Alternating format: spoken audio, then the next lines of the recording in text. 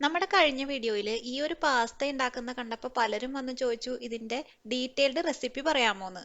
കുട്ടികൾക്കും മുതിർന്നവർക്കും ഒരുപോലെ ഇഷ്ടപ്പെടുന്ന ക്രീമി ടേസ്റ്റി പാസ്ത റെസിപ്പി കാണാം നമുക്ക്. അപ്പൊ അതിനായിട്ട് ഒരു കപ്പ് പാസ്ത നമ്മൾ ആദ്യം തന്നെ വെള്ളം തിളപ്പിച്ചിട്ട് അതിലിട്ട് നമ്മൾ വേവിച്ചെടുക്കുകയാണ്. അപ്പൊ ഇതിനായിട്ട് ആവശ്യത്തിന് ഉപ്പും കുറച്ച് ഓയിലും ചേർത്തിട്ട് വെള്ളം തിളച്ച് വരുമ്പോൾ അതിലേക്ക് പാസ്ത ഇട്ട് കൊടുക്കാം. ഇതേ സമയം തന്നെ മറ്റൊരു പാത്രത്തിൽ നമുക്കൊരു 3 തക്കാളി ഒന്ന് പതുക്കെ വാട്ടിയെടുക്കണം. താഴെ ഇതുപോലെ കട്ട് ചെയ്തിട്ട് 3 തക്കാളി വെള്ളത്തിലേക്ക് ഇട്ട് തിളപ്പിക്കാം. ഒരു സവാള, പകുതി ക്യാപ്സിക്കം, 4 വെളുത്തുള്ളി നല്ല ചെറുതായിട്ട് ഇതുപോലെ അരിഞ്ഞു വെക്കാം. ഒരു 15 മിനിറ്റിനുള്ളിൽ തന്നെ നമ്മുടെ പാസ്ത നമ്മൾ വെള്ളം ഊറ്റി വെക്കണം കേട്ടോ. ഓവർ കുക്കായി പോവാതിരിക്കാൻ ശ്രദ്ധിക്കാം.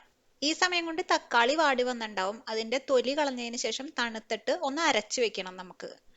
ഒരു പാനിലേക്ക് 25 ഗ്രാം ബട്ടർ ഇട്ട് കൊടുത്ത് ബട്ടർ ഒന്ന് ഉരുകി വരുമ്പോൾ നമ്മൾ ചെറുതായിട്ട് അരിഞ്ഞു വെച്ച വെളുത്തുള്ളി, സവാള, അതുപോലെ ക്യാപ്സിക്കം മൂന്നും ചേർത്ത് കൊടുക്കുക. സവാള ഒന്ന് പതുക്കെ വാടിയതിന് ശേഷം മാത്രം ക്യാപ്സിക്കം ഇട്ട് കൊടുക്കുക. ഇതിന് ആവശ്യമുള്ള ഉപ്പും 1 ടീസ്പൂൺ പെപ്പർ പൗഡറും 1 ടീസ്പൂൺ ചില്ലി ഫ്ലേക്സും 2 ടീസ്പൂൺ ഒറിഗാനോയും ചേർത്ത് നമുക്കിതൊന്ന് നന്നായിട്ട് വഴറ്റിയെടുക്കാം. ഒരു 2 ടേബിൾ സ്പൂൺ മൈദയും കൂടി ഇതിലേക്ക് ചേർത്തിട്ട് അതൊന്ന് പതുക്കെ ഒന്ന് വഴറ്റിയിട്ട് കുറച്ച് പാല് ചേർത്ത് ഇതുപോലെ ക്രീമി ആക്കി എടുക്കുക. ഇനി നമ്മൾ അരച്ചു വെച്ചിട്ടുള്ള തക്കാളി ഇതിലേക്ക് ഒഴിച്ചു കൊടുക്കാം. അപ്പൊ ഇതുപോലെ നല്ല ഒരു കളർ വരും. കുറച്ചും കൂടി കളറിനായിട്ട് ഒരു ടേബിൾ സ്പൂൺ കാശ്മീരി മുളക് പൊടിയും കൂടി ഇതിലേക്ക് ചേർത്ത് കൊടുക്കാം. നന്നായിട്ട് മിക്സ് ചെയ്ത് വരുമ്പോൾ ഏതാണ്ട് ഈ ഒരു കൺസിസ്റ്റൻസിയാണ് ഉണ്ടാവുക. ഇതിനെ കുറച്ചും കൂടി റിച്ച് ആക്കാനായിട്ട് ഒരു ചീസ് സ്ലൈസ് നമ്മൾ ഇതിലേക്ക് ഇട്ട് കൊടുക്കണം. അത് നന്നായിട്ടൊന്ന് അലിഞ്ഞ് ഇതുപോലെ വന്നു കഴിയുമ്പോൾ ഇനി ഇതിലേക്ക് നമ്മൾ 1 ടീസ്പൂൺ പാസ്ത സോസ് അല്ലെങ്കിൽ ടൊമാറ്റോ സോസ് ഏതായാലും ചേർത്ത് കൊടുത്താൽ മതി. ഇത് പാസ്തയിൽ നന്നായിട്ട് കോട്ടായിരിക്കേണ്ടത് കൊണ്ട് തന്നെ നല്ലൊരു ക്രീമി കൺസിസ്റ്റൻസി വരാനായിട്ട് പാൽ ആവശ്യമുണ്ടെങ്കിൽ മാത്രം കുറച്ചും കൂടി ചേർത്ത് കൊടുക്കുക. ഒരുപാട് പാലാവാണ്ടിരിക്കാൻ ശ്രദ്ധിക്കണം കേട്ടോ ഇപ്പൊ ചേർത്ത് കൊടുക്കുമ്പോൾ. ഇനി നമ്മൾ വേവിച്ച് വെച്ചിട്ടുള്ള പാസ്ത ഇതിലിട്ട് ഇതുപോലെ നന്നായിട്ട് ഇളക്കിയെടുക്കുക.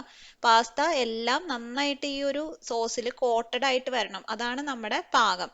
ഇങ്ങനെ ആയി കഴിയുമ്പോൾ നമുക്കിത് സ്വിച്ച് ഓഫ് ചെയ്യാം. ഇനി നല്ല ചൂടോടുകൂടി നമുക്കിത് വിളമ്പാം. ബട്ടറും ചീസും ഒക്കെ ചേർന്നിട്ട് ഒരു പ്രത്യേക ടേസ്റ്റ് ആട്ടോ ഇതിന്റെ. ഫുൾ ഇൻഗ്രീഡിയന്റ് ലിസ്റ്റ് ഫസ്റ്റ് കമന്റിൽ ഞാൻ പിൻ ചെയ്ത് വെച്ചേക്കാട്ടോ. എന്തെങ്കിലും ഡൗട്ട് ഉണ്ടെങ്കിൽ നിങ്ങൾ അതിലും കൂടി ഒന്ന് ചെക്ക് ചെയ്ത് നോക്കിയാൽ മതി. പിന്നെ എല്ലാവരും ഇത് വീട്ടിൽ ഉണ്ടാക്കി നോക്കിയിട്ട് എങ്ങനെ ഉണ്ടായിരുന്നു എന്നുള്ളത് കമന്റ് ചെയ്ത് അറിയിക്കാനും മറക്കരുത്. ലൈക്ക് ചെയ്യാനും സബ്സ്ക്രൈബ് ചെയ്യാത്തവർ സബ്സ്ക്രൈബ് ചെയ്യാനും മറക്കരുത് കേട്ടോ.